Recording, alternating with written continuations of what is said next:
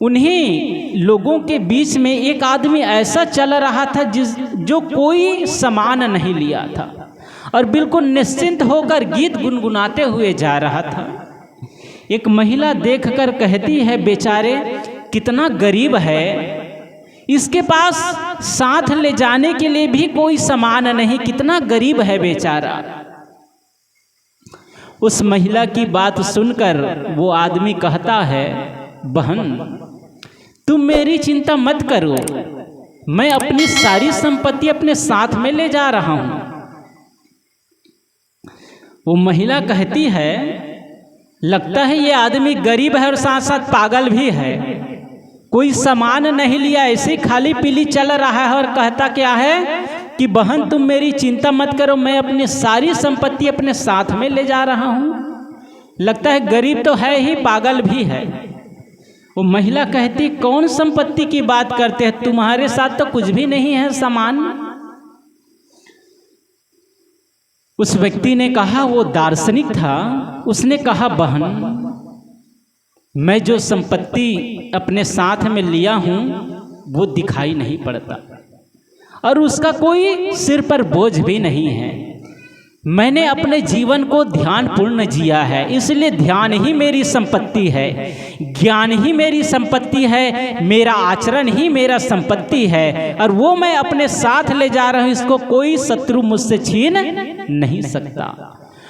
मैंने अपने जीवन में वही कमाया है जो मेरे साथ जा सके और तुमने तो वह कमाया है जो कोई भी छीन सकता है। देखो शत्रु लोग छीन लिए, आधे सामान ले जा रहे हो साथ में और दुखी भी हो रहे, रो भी रहे हो। लेकिन मैंने जो संपत्ति अपने जीवन में कमाई वो कोई बोझ नहीं देता, वो अदृश्य संपत्ति है, उससे कोई अलग भी नहीं कर सकता। हम सबको भी वही ध्यान, वही ज्ञान, वही भक्ति, वही पुण्य, वही आचरण जीवन में कमाना चाहिए जो अंत में साथ जा सके। आदमी कमाने के नाम पर तो बहुत कुछ कमा लेता है, लेकिन वह कमाई करता है जो छीन लेता है। कोई शत्रु ना छीने, कोई चोर ना छीने, कोई दूसरा ना छीने, तो मृत्यु तो अंत में छीन ही लेती है। सब तो यही पड़ा रह जाता है। ऐसा नहीं कि वह कमाई नहीं करना चाहिए, घर परिवार के लिए वह कमाई करना चाहिए, लेकिन अपने जीवन में थोड़ा समय निकालकर वह भी कमाई करना चाहिए जो साथ जा सके। आदमी घर परिवार, दुकान दौरी, व्यापार, बिजनेस में ऐसा उलझ जाता है, कहता है कि सत्संग के लिए क्या खाने के लिए फुर्सत है, न सोने के लिए फुर्सत है और न ही मरने के लिए भी फुर्सत है। कितने लोग कहते हैं अरे इतना बिजी है कि मरने की भी फुर्सत नहीं है। बहुत लोग कहते हैं ना, अब इतना बिजी है कि मरने की फुर्सत, तुमको भले मरने की फुर्सत ना हो लेकिन समय आएगा तो जाना ही पड़ेगा। जैसे टिकट कटेगा जाना ही पड़ेगा, चाहे वो खुशी से जाओ चाहे मजबूरी में जाओ, जाना तो पड़ेगा ही। और जिसके लिए अपने जीवन को लगाया और कहता है मेरे पास अभी समय नहीं है, मेरी भी बहुत जिम्मेदारी है, वे रिश्ते नाते और वे वस्तुएं भी साथ नहीं जाता है। ना कोई पुत्र अपने पिता के साथ जा सकता है, ना कोई पत्नी अपने पति का साथ जा सकता है और ना कोई पति पत्नी के साथ जा सकता है। और ऐसा नहीं कि उनका कोई दोष है कि वो तुम्हारे साथ नहीं जा सकता। घर जाकर कोई झगड़ा करने लगे कि 7 जन्मों का रिश्ता है, 7 फेरे लिए हैं अगली के समक्ष कि साथ साथ जिएंगे और तुम इसी जन्म में साथ नहीं दे रहे हो, कोई झगड़ा करेगा। कोई कितना भी प्रयास करे, कोई कितना भी चाहे तो भी मृत्यु के बेला साथ नहीं जा सकता है। गोस्वामी जी ने कहा है ना कि आपत्ति काल परखिए चारी, धीरज धर्म मित्र और नारी, आपत्ति काल परखिए चारी। और सबसे बड़ी आपत्ति, सबसे बड़ी समस्या, सबसे बड़ा दुख तो वही मृत्यु है और उस समय कोई किसी का साथ नहीं देता है। इसलिए आदमी को सत्संग का सहारा लेना चाहिए, समय समय से सत्संग में जाना चाहिए और अपने जीवन को सुधारने का प्रयास करना चाहिए। जैसे कोई पिंजड़े में बंद पक्षी है, वो अब तक उसी पिंजड़े को ही अपना घर मानता है, उसी पिंजड़े में ही थोड़ा उछल कूद कर लेता है, वही भोजन कर लेता है, वही सो जाता और सोचता है यही मेरी दुनिया है, यही असली संसार है। लेकिन किसी दिन उस पक्षी की नज़र आसमान में उड़ते हुए पक्षी पर पड़ जाता है तो वो सोचता है ये जो आसमान में पक्षी उड़ रहा है ये भी तो मेरे समान ही है, और ये कैसे स्वच्छंद आकाश में उड़ रहा है। उसको जिस दिन उसकी नज़र पड़ती है आकाश में उड़ते हुए पक्षी के, उसी दिन उसको मालूम पड़ता है कि जिसको मैं असली घर समझा था तो वो तो पिंजड़ा है, ये मेरा असली घर नहीं है। मेरा असली घर तो खुले आकाश है, स्वतंत्रता है, मैं तो बंधन में पड़ा हूँ और यही सोचता था कि यही सब कुछ है, यही उछल कूद कर लेता था, यही खा पी लेता था, यही सो लेता था और मैं सोचता था यही मेरा है। लेकिन नहीं, ये तो एक बंधन में पड़ा हूँ, स्वतंत्रता तो बाहर है, नीला आकाश है, मेरी ऊंचाई आसमान की हो सकती। उसी दिन वो निकलने का प्रयास करता है और जैसे ही उसको अवसर मिलता है उस पिंजड़े से निकल के आसमान में उड़ जाता है। हम सबको जब तक ज्ञान नहीं होता है, जब तक सत्संग नहीं मिला रहता है, सोचते हैं यही दुनियादारी ही, यही की जिम्मेदारी ही सब कुछ है। किसी दिन संत गुरु के दर्शन हो जाते हैं, सत्संग सुनने को मिल जाता है, उस दिन हमें लगता है ये असली जीवन नहीं, असली जीवन तो कुछ और है। मेरी दशा तो अभी ऐसी हुई है जैसे एक झरना होता है जिसमें गहराई बिल्कुल, कितना शोरगुल होता है। जो नदी होती है गहरी ना हो तो कितना उसमें जो पानी तेजी से बहता है और कितना शोरगुल करता है, बहुत वो हल्ला करते हुए चलती है नदी। क्यों? क्योंकि उसमें गहराई नहीं है। और जिस नदी में गहराई होती है उसमें शोरगुल नहीं होता है, पानी चंचल नहीं होता है, पानी बिल्कुल शांत गंभीर खामोश होता है। उसको देखकर ऐसा लगता है कि नदी बह रही है कि स्थिर है। कभी गंगा नदी को देखे हैं? गंगा नदी में कितनी गहराई है, उसको जब देखेंगे तो पता ही नहीं चलेगा कि पानी बह भी रहा है कि वैसा ज्यों का त्यों स्थिर है। वो बह रहा है, उसकी गहराई के कारण उसमें कोई हलचल नहीं है और उसमें कोई चंचल नहीं, शोरगुल नहीं है। जैसे जैसे गहराई बढ़ती जाती है वैसे वैसे गंभीरता आती जाती है। शोरगुल कौन मचाता है? जिसका मन अशांत है वही शोरगुल मचाता है। जिसके भीतर साधना की गहराई बढ़ती जाती है वो धीरे धीरे धीरे धीरे उसके मन शांत होने लगता है, उसका स्वभाव सुधरने लगता है, उसके कार्य अच्छा होने लगता है, उसका व्यवहार अच्छा होने लगता है, उसकी वाणी मधुर होने लगती है। क्यों? क्योंकि उसके अंदर अब धीरे धीरे गंभीरता आ रही है।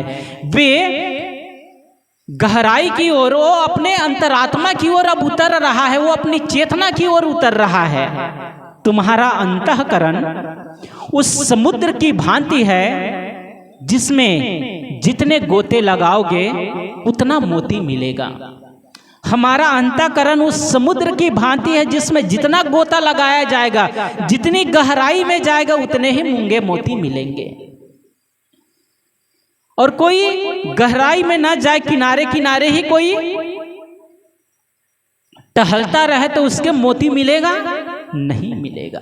कोई संसार के पीछे ही केवल धन दौलत रुपए पैसे घर गृहस्थी यही दुनियादारी में ही उलझा रह जाए, ध्यान नहीं करता है, साधना नहीं करता है, भीतर उतरता ही नहीं, भीतर डुबकी नहीं लगाता है, मन इंद्रियों को शांत नहीं करता है, तो वो तो किनारे किनारे ही चल रहा है, उसको मोती मिलेगा नहीं।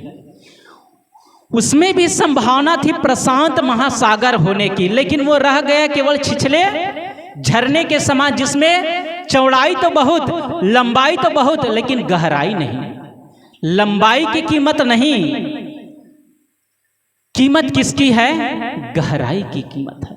हमारे जीवन में बहुत धन संपत्ति बढ़ जाए, बहुत ऐशो आराम की जिंदगी हो जाए, कोई कलेक्टर हो जाए, कोई डीएम, एसडीएम, कोई पीएम हो जाए, कोई सीएम हो जाए, और जितने भी पद है दुनिया में वो हो जाए, तो वो पद उसके जीवन को क्या सफल बनाएगा? उसका क्या कल्याण हो जाएगा? नहीं। आदमी साधन से नहीं, साधना से महान होता है। क्या कहते हैं? आदमी साधन से नहीं, साधना से महान होता है।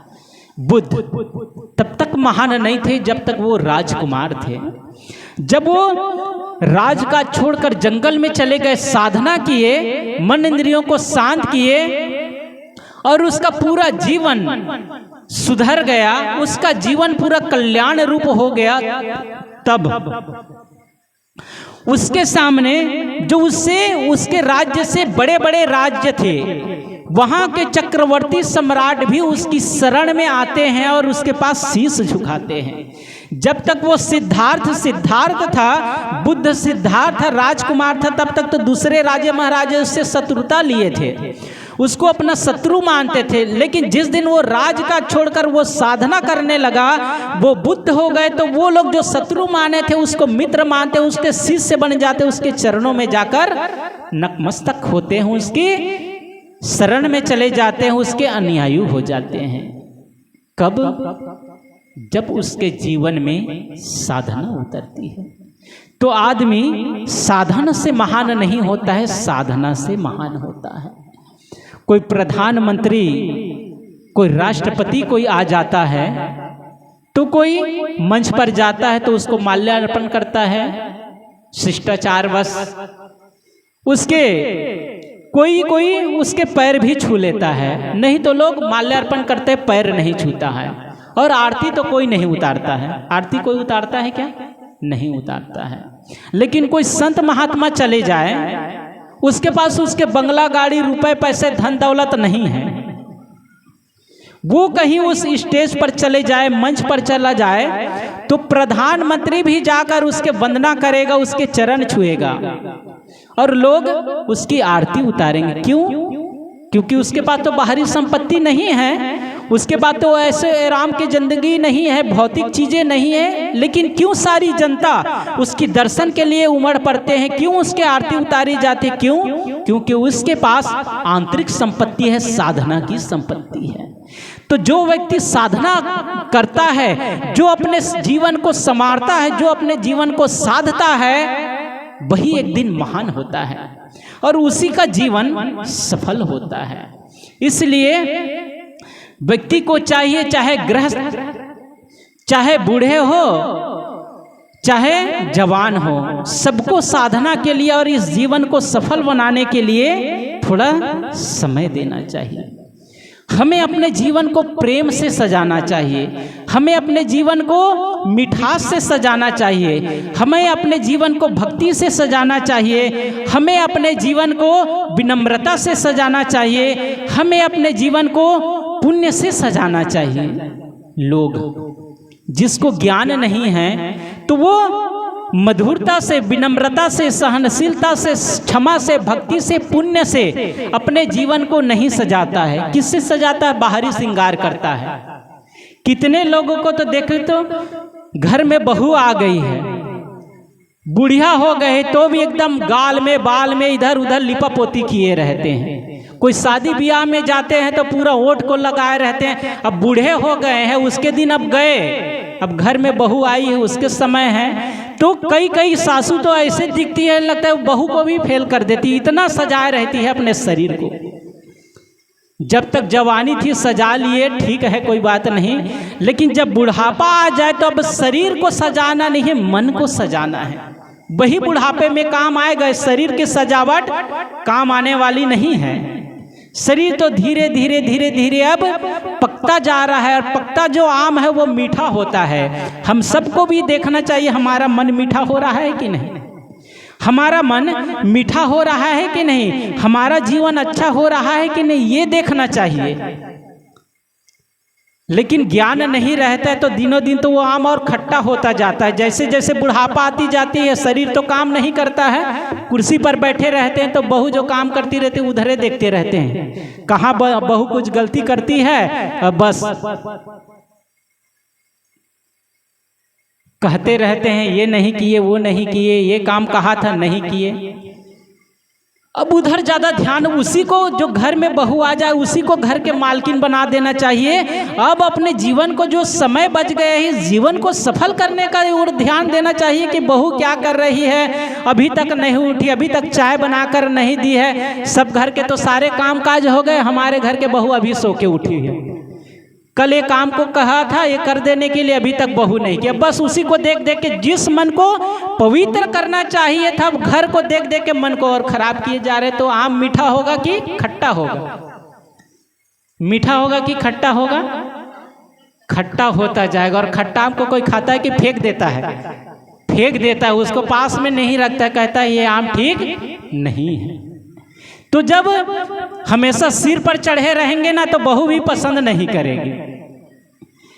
एक दिन जो ढक्कन है सुराही के पास जाकर कहता है घड़ा से कि क्या बात है, दूर दूर से लोटा आता है, गिलास आता है, कटोरी आती है, उसको तो आप पानी पिला देते हैं। मैं सदैव आपके सुरक्षा में आपके पास रहती हूँ, मुझे कभी पानी आप नहीं पिलाते हैं। कौन कह रहा है? कौन कह रहा है? ढक्कन कह रहा है घड़े से कि दूर दूर से लोटा, थाली, गिलास, कटोरी सब आपके पास आता है, सबको आप पानी पिला देते हैं, और मैं सदैव आपके साथ में रहता हूँ, मुझे आप कभी पानी नहीं पिलाते। मैं तो आपके पास रहकर प्यासा का प्यासा ही रहता हूँ, मेरे साथ ऐसा अन्याय क्यों? तो घड़ा कहता है देखो, मेरे पास जो लोटा, गिलास, थाली आता है ना, वो झुकता है, मेरे से ऊपर सिर पर नहीं रहता। वो क्या कहता है? मेरे चरणों के पास आकर वो झुक जाता है, तो मैं भी उसको झुककर पानी पिला देता हूँ। और तुम तो हमेशा मेरे सिर पर चढ़े रहते हो, टिक टिक टिक टिक करते रहते, तो तुमको मैं पानी कहाँ से पिलाऊं?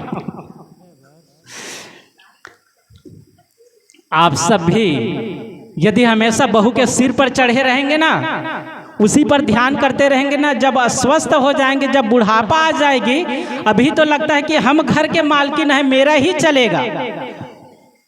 अभी 4 दिन हुई है बहू को, वो कैसे मालकिन हो जाएगी? तो वो सोचती है अभी मैं घर के मालकिन हूँ, मेरा राज चलेगा, मैं जो कहूँगी वही होगा। लेकिन सब दिन होता ना एक समाना। जब तालाब में पानी रहता है तो मछलियाँ चींटी को खाती है।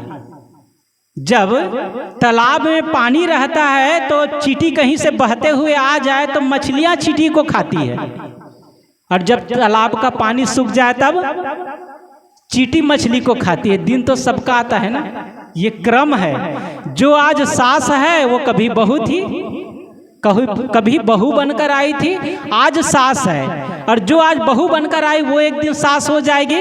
अब आपको छोटे बच्चे के समान उसके सामने रहना पड़ेगा। तो एक दिन आपका भी दिन नहीं रह जाएगा, उसके अनुसार आपको चलना पड़ेगा। इसलिए जिस प्रकार गुलदस्ता होता है घर में लगाए होते हैं, उसको कितना प्यार से आप सींचते रहते हैं। घर में फूल का पेड़ लगाए हैं तो उसको कितना प्यार से पानी देकर आप सींचते हैं, उसके देख रेख करते हैं, उसको बाड़ लगाते हैं कि कहीं बकरियां ना चर जाए, सूख ना जाए, उस पर पानी देते रहते हैं, दवाई देते रहते हैं कि कहीं कीड़े ना लग जाए। उसका कितना ध्यान रखते हैं, तब वो पौधा बड़ा होता है और आपके घर की सुंदरता बढ़ाता है। वो आपके घर के सामने खिला रहता है, कोई यात्री आता है तो देखकर खुश हो जाता है, इसके घर के सामने कितना सुंदर फूल है।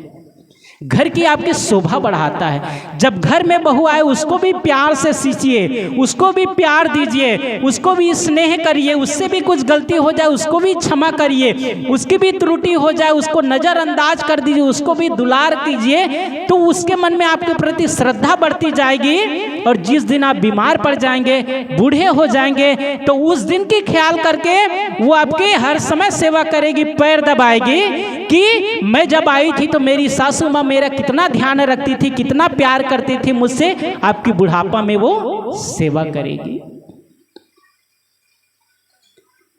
एक घर में बहू जब आती है तो सास थोड़ा से कट्टर स्वभाव की थी। घर का सारा काम बहू को बताती तो बहू सारा काम घर का करती, लेकिन वो चौके में नहीं जाने देती। रसोई घर में नहीं जाने देती, कुछ सामान को छूने नहीं देती। उसके जो बेटे के साथ में उसका प्रेम विवाह हुआ था और सासू माँ को वो पसंद नहीं था, क्योंकि वो अपने अनुसार करती तो थोड़ा मांग करती ना। अब प्रेम विवाह किए हैं तो मांग तो कर नहीं सकते कि हमको इतना पैसा चाहिए, तो प्रेम विवाह किए थे, जितना उसके मायके वाले सामर्थ्य थे उतना दिए। तो उतना खुश नहीं रहती वो सास, उतना खुश नहीं रहती अपनी बहू से। लेकिन जो बहू आई थी घर में बहुत संस्कारवान थी, बहुत सभ्य थी, बहुत अच्छे स्वभाव की थी बहू। वो सबसे पहले घर में उड़ जाती थी। रात में जब सोती घर का सारा काम कच करके, बर्तन मांज करके, चौका पोछा करके, सब सामान को सिस्टम से रख के सबसे अंतिम में सोती थी बहू।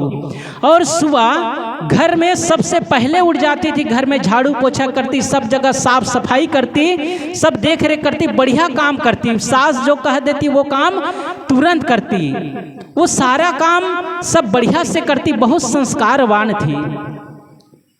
तो सास उसके व्यवहार को देखती, उसके कामकाज को देखती, उसकी साफ सफाई को देखती, तो धीरे धीरे उसके जो मन में थोड़ा था ना कि इतना बहू दहेज नहीं लाई, तो धीरे धीरे उसका मन में थोड़ा चेंजिंग आने लगा, धीरे धीरे उसका मन थोड़ा बदलने लगा। सास क्या करती, वो अपना जहाँ रसोई घर था वहाँ घुसने नहीं देती, अपना भोजन बनाती, बहू को वहीं दे देती, जिस जहाँ उसके बेटे, पति और जो बच्चे लोग खाते वहीं कुर्सी टेबल में खाने के लिए दे देती।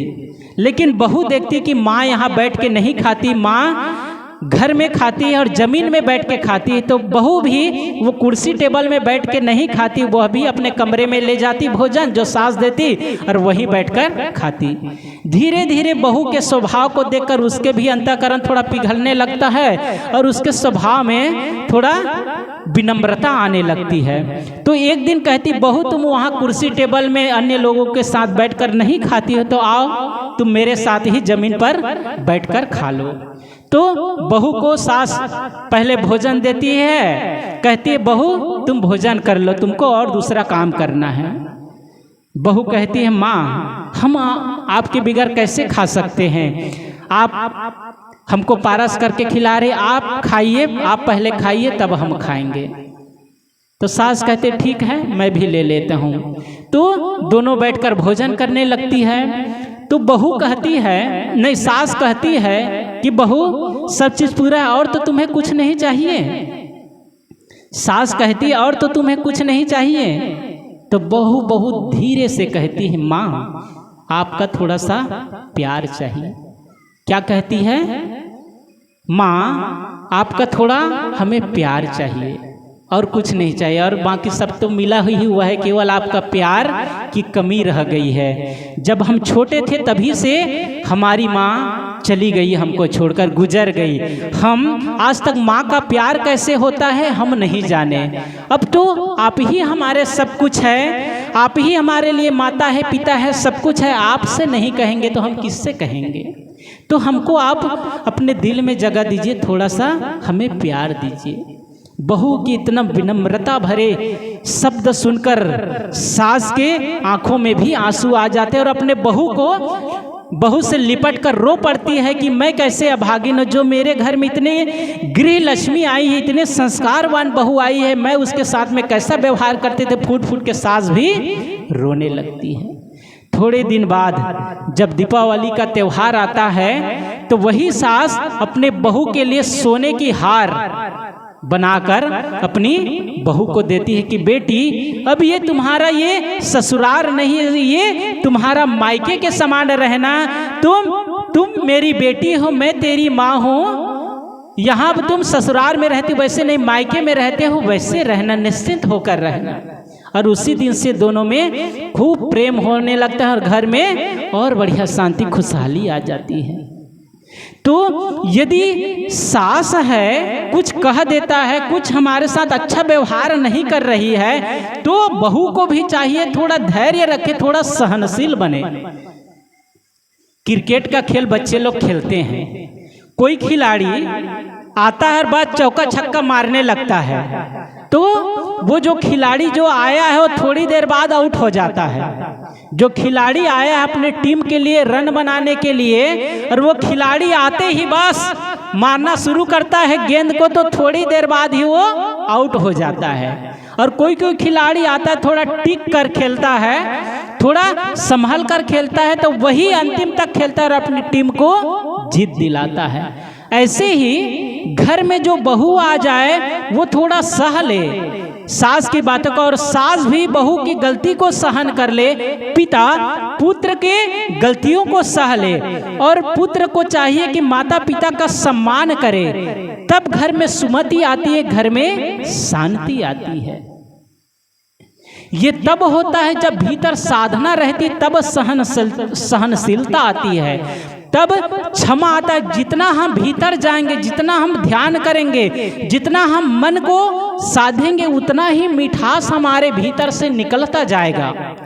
और यदि हमने साधना नहीं की, यदि हमें ज्ञान नहीं है, यदि हमारे अंदर भक्ति नहीं है, तो कड़वाहट निकलेगी, क्रोध निकलेगा, नफरत निकलेगी, गुस्सा निकलेगी, गाली निकलेगी, और जिससे हमारे संबंध टूट जाएंगे। जैसे कोई पौधा में निरंतर गर्म पानी डालता रहे तो कुछ दिन बाद वो पौधा सूख जाएगा, और कोई ठंडा पानी डालता रहे तो दिनों दिन वो पौधा हरा भरा होता जाएगा। ऐसे ही जब हम अपनों के बीच में जब प्रेम देते हैं, अपनों को जब प्यार करते हैं, अपनों के बीच में मिठास का व्यवहार करते हैं, तो हमारे जो रिश्ते हैं ना, वो दिनों दिन उसमें हरियाली आती है, प्रेम पनपता जाता है, और घर दिनों दिन वृद्धि की ओर, विकास की ओर बढ़ता जाता है। और कोई आदमी गाली दे, गलौज दे, नफरत करे, गुस्सा करे, अहंकार करे, तो वो वैसे ही है कोई वह आदमी पौधे पर गर्म पानी डालता जाए, तो धीरे धीरे वो रिश्ते हैं ना, वो पौधा है ना, वो सूखता जाता है, और घर की उन्नति नहीं होता, घर में प्रेम नहीं, घर धीरे धीरे फिर विखंडित हो जाती है, टूट जाता है। मैं कह रहा था कि हम सबको चाहिए कि हम सब संसार के लिए, दुनियादारी के लिए, रिश्ते नाते के लिए, परिवार के लिए कितना 8-8 घंटे 10-10 घंटे समय देते हैं। थोड़ा समय निकाल कर अपने जीवन के लिए भी समय दे, उसमें हम थोड़ा ध्यान करें, पूजा करें, पाठ करें, स्वाध्याय करें, अच्छी चर्चा सुने, अच्छी चीज़ों का मनन करें, तब हमारा अंतःकरण शुद्ध होता जाएगा, तब हमारा मन निर्मल होता जाएगा, तब हमारा जीवन खुशहाल होता जाएगा, और ये मनुष्य जीवन तभी सार्थक होगा और सफल होता जाएगा।